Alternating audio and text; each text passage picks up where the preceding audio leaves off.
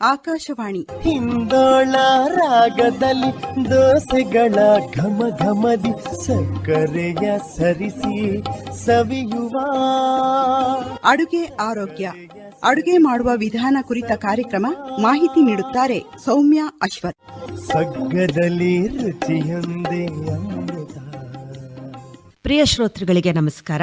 ಇವತ್ತಿನ ಕಾರ್ಯಕ್ರಮದಲ್ಲಿ ನಾನು ಸೋರೆಕಾಯಿ ಕಡುಬು, ಬಾಟಲ್ ಗಾರ್ಡ್ ಅಂತ ಏನ್ ಹೇಳ್ತೀವಿ, ಅದರ ಒಂದು ಕಡುಬನ್ನ ಹೇಗೆ ಮಾಡೋದು ಅಂತ ನಾನು ನಿಮಗೆ ತಿಳಿಸ್ಕೊಡ್ತೀನಿ.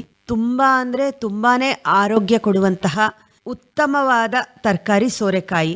ಮಧುಮೇಹಿಗಳಿಗೆ ಬಹಳಾನೇ ಪ್ರಯೋಜನಕಾರಿ ಈ ಸೋರೆಕಾಯಿ. ಆದ್ದರಿಂದ ಮಧುಮೇಹಿಗಳು ನಿಯಮಿತವಾಗಿ ಈ ಸೋರೆಕಾಯಿಯನ್ನ ಬಳಸಿದ್ರೆ ಅವರ ಸಕ್ಕರೆ ಮಟ್ಟ ಯಾವಾಗಲೂ ಒಂದು ಸಮತೋಲನೆಯಲ್ಲಿ ಇರುತ್ತೆ. ಸೋರೆಕಾಯಿಯಲ್ಲಿ ನಾರಿನಾಂಶ ಹೆಚ್ಚಾಗಿರೋದ್ರಿಂದ ಬೇಗನೆ ಹೊಟ್ಟೆ ತುಂಬಿದ ಅನುಭವವಾಗಿ ಹಸಿವು ಹೆಚ್ಚಾಗಿ ಆಗೋದಿಲ್ಲ. ತೂಕ ಇಳಿಲಿಕ್ಕೆ ಅತ್ಯಂತ ಸಹಾಯಕಾರಿಯಾಗಿದೆ. ಇದು ಜೀರ್ಣಾಂಗ ವ್ಯವಸ್ಥೆಯನ್ನ ಆರೋಗ್ಯವಾಗಿಟ್ಟು ಮಲಬದ್ಧತೆಯನ್ನ ತಡೆಯುತ್ತೆ. ಈ ಸೋರೆಕಾಯಿಯಲ್ಲಿ ಪೊಟ್ಯಾಷಿಯಂ ಹೆಚ್ಚಾಗಿದ್ದು ರಕ್ತದೊತ್ತಡವನ್ನ ನಿಯಂತ್ರಿಸಲಿಕ್ಕೆ ಮತ್ತೆ ಹೃದಯದ ಆರೋಗ್ಯ ಕಾಪಾಡಲಿಕ್ಕೆ ಸಹಕಾರಿಯಾಗಿದೆ. ಇದು ದೇಹದ ಉಷ್ಣತೆಯನ್ನ ಕಡಿಮೆ ಮಾಡಿ ದೇಹವನ್ನ ನಿರ್ವಿಷಗೊಳಿಸ್ಲಿಕ್ಕೆ ನೆರವಾಗುತ್ತೆ. ನಿರ್ವಿಷ ಅಂದ್ರೆ ಡಿಟಾಕ್ಸ್ ಅಂತಾರೆ. ಈಗೆಲ್ಲ ಡಿಟಾಕ್ಸ್ ಫುಡ್, ಡಿಟಾಕ್ಸ್ ಪೌಡರ್ ತಗೊಂತಾರೆ. ಅಂದ್ರೆ ನಮ್ಮ ದೇಹದಲ್ಲಿರುವಂತಹ ವಿಷಕಾರಿ ಅಂಶಗಳು ಹೊರಗೆ ಹೋಗ್ಲಿ ಅಂತ.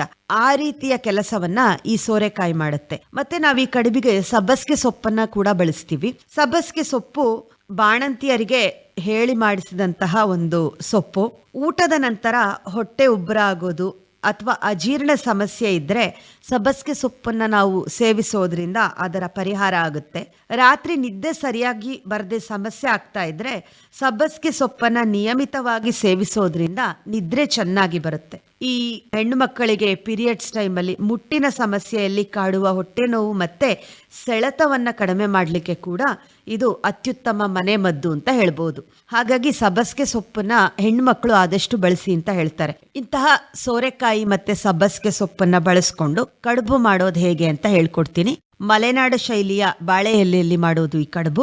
ಬನ್ನಿ ಹೇಗ್ ಮಾಡೋದು ಅಂತ ತಿಳ್ಕೊಳ್ಳೋಣ. ಸೋರೆಕಾಯಿ ತುರಿ ಒಂದು ದೊಡ್ಡ ಬಟ್ಟಲಿನಷ್ಟು, 1 ಪಾವು ಚಿರೋಟಿ ರವೆ, ಸಬ್ಬಸಿಗೆ ಸೊಪ್ಪು 1 ಕಟ್ಟು, 2 ಇಂಚಿನಷ್ಟು ಶುಂಠಿ, ಹಸಿ ಮೆಣಸಿನಕಾಯಿ ಪೇಸ್ಟ್ 2 ಚಮಚ, ಕಡಲೆಬೇಳೆ 1/4 ಕಪ್ಪು ನೆನೆಸಿಟ್ಕೊಳ್ಳಿ, ಜೀರಿಗೆ 1 ಅರ್ಧ ಚಮಚ, ರುಚಿಗೆ ತಕ್ಕಷ್ಟು ಉಪ್ಪು, ಚಿಟಿಕೆ ಇಂಗು ಮತ್ತೆ ಬಾಳೆ ಎಲೆನ ಚೆನ್ನಾಗಿ ತೊಳೆದು ಒರೆಸಿ ಸ್ಟವ್ ಹಚ್ಬಿಟ್ಟು ಅದರ ತಳವನ್ನ ಒಂಚೂರು ಸುಟ್ರೆ ಸಾಫ್ಟ್ ಆಗಿಬಿಡುತ್ತೆ. ಅಂದರೆ ಒಂದು 2 ರಿಂದ 3 ಸೆಕೆಂಡು, ತುಂಬ ಹೊತ್ತು ಬೇಡ. ಅದರಿಂದ ಕಡುಬು ಮಾಡಲಿಕ್ಕೆ ಚೆನ್ನಾಗಿ ಫೋಲ್ಡ್ ಮಾಡ್ಬೋದು ಬಾಳೆ ಎಲೆನ, ಅವಾಗ ಹರಿಯೋದಿಲ್ಲ ಅಂತ. ಮೊದಲಿಗೆ ಒಂದು ಮಿಕ್ಸಿಂಗ್ ಬೌಲ್ ತಗೊಳ್ಳಿ.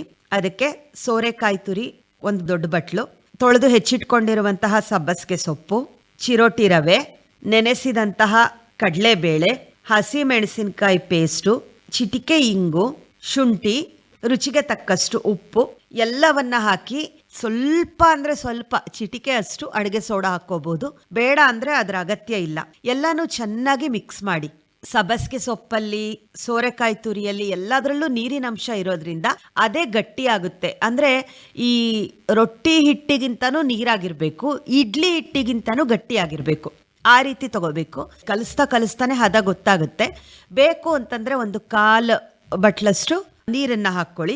ಇನ್ನೂ ಸ್ವಲ್ಪ ಹುಳಿ ಬೇಕು ಅನ್ನೋರು 2 ಚಮಚ ಮೊಸರನ್ನ ಬೆರೆಸ್ಕೊಳ್ಳಿ, ಇಲ್ಲ ನಿಂಬೆ ರಸ ಬೇಕಾದ್ರೂ ಹಾಕೋಬಹುದು. ಎಲ್ಲವನ್ನು ಚೆನ್ನಾಗಿ ಮಿಕ್ಸ್ ಮಾಡಿ ಒಂದು ಉಂಡೆ ತರ ಅಥವಾ ವಡೆ ತರ ಸ್ವಲ್ಪ ತಗೊಂಡ್ಬಿಟ್ಟು ಬಾಳೆ ಎಲೆಗೆ ಎಣ್ಣೆಯನ್ನ ಸವರ್ಬಿಟ್ಟು ಈ ಕಡಬನ್ನ ಇಟ್ಟು ಕ್ಲೀನ್ ಆಗಿ ಫೋಲ್ಡ್ ಮಾಡಿ. ಬಾಳೆ ಎಲೆ 4 ಬದಿನೂ ಖಾಲಿ ಇರ್ಬೇಕು, ಯಾಕಂದ್ರೆ ಫೋಲ್ಡ್ ಮಾಡ್ಲಿಕ್ಕೋಸ್ಕರ. ಒಂದು ಕುಕ್ಕರ್ ಬಟ್ಲಲ್ಲಿ ಎಣ್ಣೆ ಸವರ್ಬಿಟ್ಟು ಈ ಬಾಳೆ ಎಲೆಯಲ್ಲಿ ಮಾಡಿಕೊಂಡಂತಹ ಕಡುಬುಗಳನ್ನ ಒಂದು ಬಟ್ಲಿಗೆ 4 ರಿಂದ 5 ಕಡಬನ್ನ ಇಟ್ಟು ಹಬೆಯಲ್ಲಿ 15 ರಿಂದ 20 ನಿಮಿಷ ಬೇಯಿಸಿ. ನಾವು ಎಷ್ಟು ದಪ್ಪ ಉಂಡೆ ಇಟ್ಟಿರ್ತೀವಿ ಅನ್ನೋದ್ರ ಮೇಲೆ ಡಿಪೆಂಡ್. ಸಣ್ಣಗೆ ತೆಳ್ಳಗ್ ಮಾಡಿದ್ವಿ ಅಂದ್ರೆ 10 ರಿಂದ 12 ನಿಮಿಷ ಸಾಕು. ಸ್ವಲ್ಪ ದಪ್ಪಗಿಟ್ಟಿದ್ವಿ ಅಂತಂದ್ರೆ 15 ರಿಂದ 18 ನಿಮಿಷದವರೆಗೂ ಬೇಯಿಸ್ಕೊಂಡು ನಂತರ ತೆಗೆದು ಅದನ್ನ ಚಟ್ನಿ ಜೊತೆಗೆ ಸವಿದ್ರೆ ಈ ಸೋರೆಕಾಯಿ ಕಡುಬು ತುಂಬಾ ಚೆನ್ನಾಗಿ ಒಳ್ಳೆ ಸುಗಂಧ ಭರಿತವಾಗಿ ಬಂದಿರುತ್ತೆ. ಬಹಳ ರುಚಿಯಾಗಿರುತ್ತೆ. ಮಾಡಿ ನೋಡಿ ಹೇಗಿತ್ತು ಅನ್ನೋದನ್ನ AIR.bdvt@gmail.com ಗೆ ಮೇಲ್ ಮಾಡಿ ನಿಮ್ಮ ಅಭಿಪ್ರಾಯಗಳನ್ನ ತಿಳಿಸಿ. ಮಮ ಮಲೆನಾಡ ಪತ್ರೋಡೆ. ಇದುವರೆಗೂ ಅಡುಗೆ ಆರೋಗ್ಯ, ಅಡುಗೆ ಮಾಡುವ ವಿಧಾನ ಕುರಿತ ಕಾರ್ಯಕ್ರಮ ಕೇಳಿದ್ರಿ. ಶಾವಿಗೆ ಶಾವಿಗೆ. ಮಾಹಿತಿ ನೀಡಿದವರು ಸೌಮ್ಯ ಅಶ್ವಥ್. ಈ ಕಾರ್ಯಕ್ರಮ ಆಕಾಶವಾಣಿ ಭದ್ರಾವತಿ FM 103.5 ಮೆಗಾಹರ್ಟ್ಸ್ಗಳಲ್ಲಿ ಪ್ರಸಾರವಾಯಿತು. ಈ ಕಾರ್ಯಕ್ರಮವನ್ನು ಆಕಾಶವಾಣಿ ಭದ್ರಾವತಿ ಯೂಟ್ಯೂಬ್ನಲ್ಲೂ ಕೇಳಬಹುದು.